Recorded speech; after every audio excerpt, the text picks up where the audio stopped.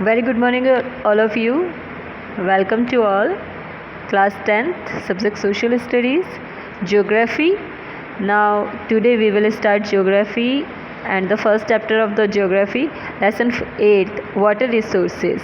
In this chapter, we will see many kind of projects and water resources which are available on the earth and especially in India.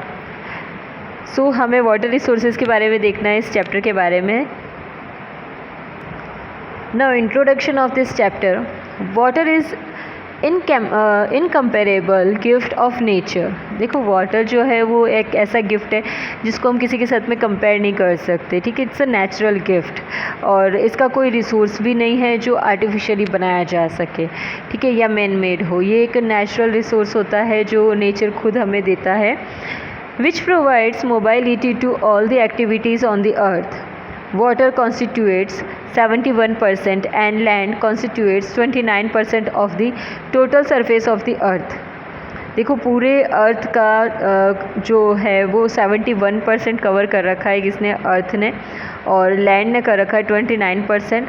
और total surface जो है वो अर्थ का surface जो है वो 97% है जो वाटर से पूरा भरा पड़ा है. And from the salty water in the oceans, जो सॉल्टी वाटर है वो भी बहुत है. The remaining 3% is usable. 69% of this water remains in ice form और and 30% in the form of underground water. 30% है वो जो अंडरग्राउंड वाटर है. The remaining 1% of water is used by man for drinking, irrigation and economic activities. Remember this thing. जो एक person के लिए जो यूज़ होता है वाटर का वो होता है क्या? Drinking, irrigation and economic activities. इन सब का पर्पज़ के लिए होता है. इकोनॉमिक एक्टिविटीज़ मतलब उसको सप्लाई करना अदर स्टेट में ताकि अर्निंग हो सके.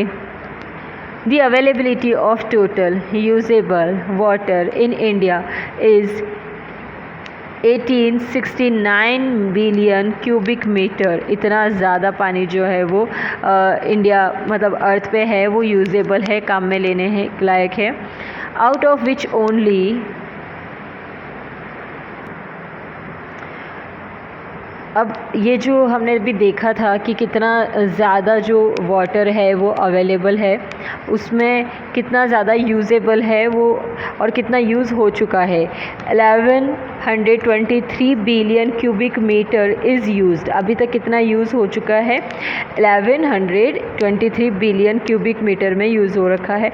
Out of this human consumable water 690 billion cubic metre is a part of surface water. Surface water पे कितना बिलियन है? 690. And 433 million cubic metre is a part of ground water. ये इतना ज़्यादा जो है 433 कितना ग्राउंड वाटर में है, यानी कि अंडरग्राउंड में है. The total need of water in India in the near 2000 was 634 million cubic metre and it will rise to 1023 billion cubic metre by the year 2025 तक कितना ज़्यादा यूज़ हो चुका होगा. Now the proper management and conservation of water has become essential due to the effect on the water resources because of the rapid growth in population and global warming. अब ये जो affect हो रहा है, एक तो वाटर लेक हो रहा है, इसकी कमी हो रही है कि लोग वाटर को कंजर्व करके नहीं रखते हैं, प्रॉपर मैनेजमेंट नहीं रखते हैं, उसको वेस्ट कर देते हैं. इसकी ग्रोथ जो है वो रैपिडली होती जा रही, रैपिड मतलब बहुत स्लो होती जा रही है. और पॉपुलेशन और ग्लोबल वार्मिंग भी इसको क्या कर रही है? अफेक्ट कर रही है. See in this picture total oceans जो है उसका 97% जो है वो देखो कवर हो रखा है ओशन से. फ्रेश वाटर कितना है? ओनली 3%. नाउ आइस कैप्स, जो आइस ने कवर कर रखा है वाटर को, दैट इज़ ग्लेशियर्स वगैरह जिससे निकलते हैं, वो कितना है? 79%. And after that ground water कितना है, ये पूरा है ग्राउंड वाटर, दैट इज़ 29%। और इसके अलावा जो फ्रेश वाटर जो इतना ही है, जो हमने पहले भी ऊपर देखा था, दैट इज़ 1% एक्सेसिबल सरफेस, जो सरफेस पे आ रहा है ग्लेशियर से निकल के भी। और लेक्स कितनी है यहाँ पे 52%। Now accessible surface fresh water, soil moisture 38% and water vapour जो इसका वेस्पोरेशन होता है वो है 8%, जो यहाँ से जाता है पूरा स्टीम हो करके। नाउ रिवर्स कितना है 1% and water with living organism, यानी कि जिसके साथ आप जी सकते हो, रह सकते हो, वो कितना है only 1%। So these all are contribution and distribution of the water and percentage distribution of the water on the earth. Now about the water management, the major portion of rainwater goes waste into the seas by the medium of rivers. The proper utilization of this water is essential in order to meet the needs of the growing population, and its management is essential in order to tackle the consequences of famine and drought resulting from the uncertainty of the monsoons. देखो अगर monsoon ऊपर नीचे हो जाता है, यानी कि उसका अगर अप एंड डाउन टाइम हो जाता है, या थोड़ा टाइम उसको लेट हो जाता है, तो या ड्रॉप्ड हो जाता है, ऐसे सिचुएशंस के लिए हमको पहले से प्रिपेयर रहना चाहिए, क्योंकि कोई भी नेचुरल डिज़ास्टर आती है वो बताकर नहीं आती है। So that's why we have to be prepared for that and we must ready for that. So to tackle that situation we must be prepared for that. So that's why it is very necessary to proper utilization of this water in an essential order.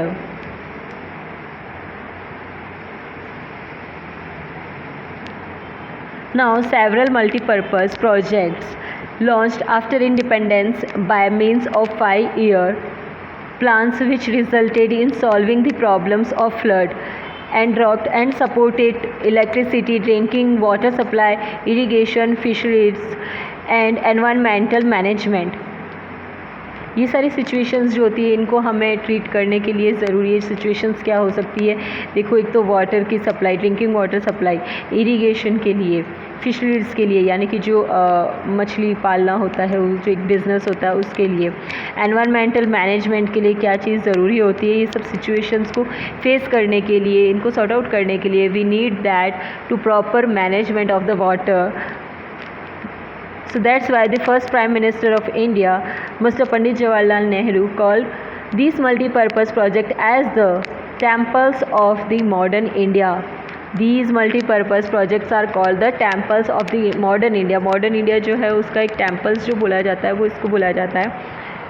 So in India these projects are run by state and central government. In India these projects are run by, मतलब in India में इन projects को कौन करता है control में, the state government and central government इसको control करने का काम करता है. Now the execution of important projects such as, now we have multi-purpose projects, we have multiple projects, water projects, dam projects in the India. So first is the execution of important projects such as Bhakra Nangal Rihand, Damodar, Hirakund, Kosi, Tehri is being done by the central government. देखो ये इतने सारे जो projects हैं वो सारे कौन handle करता है, सेंट्रल गवर्नमेंट करती है. Bhakra Nangal both are different, ये दोनों अलग अलग हैं लेकिन एक दूसरे से लिंकअप हैं. और रिहांड, दामोदर, हीराकुंड सबसे बड़ा प्रोजेक्ट, कोसी जो बंगाल में होता है, Tehri is being done by the central government. ये इसको कौन हैंडल करता है, सेंट्रल गवर्नमेंट हैंडल करती है.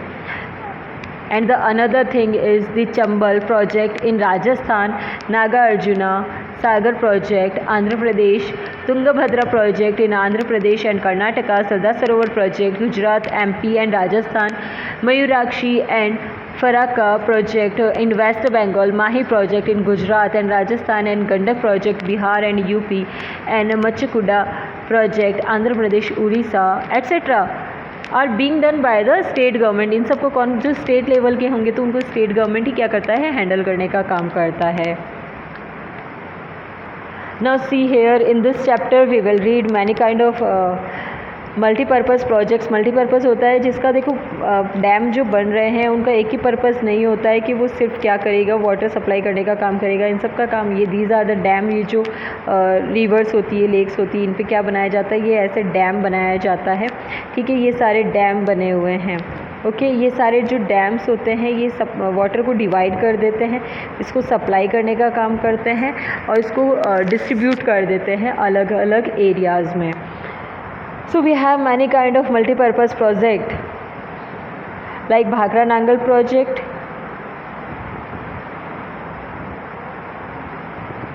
Bhakra Nangal project, Hirakud project, Mayurakshi project, Damodar valley, Sardar Sarovar project, western Yamuna, eastern Yamuna, and the last one is Periyar Vaigai project. So important is very Bhakra Nangal project, ये बहुत इंपॉर्टेंट है, and Hirakud project and Damodar valley project. In this chapter we will read that. We will continue our chapter in the next video. Till then, take care of yourself. That was a short introduction about the water resources, the first chapter of the geography. In the next upcoming classes, we will continue the projects.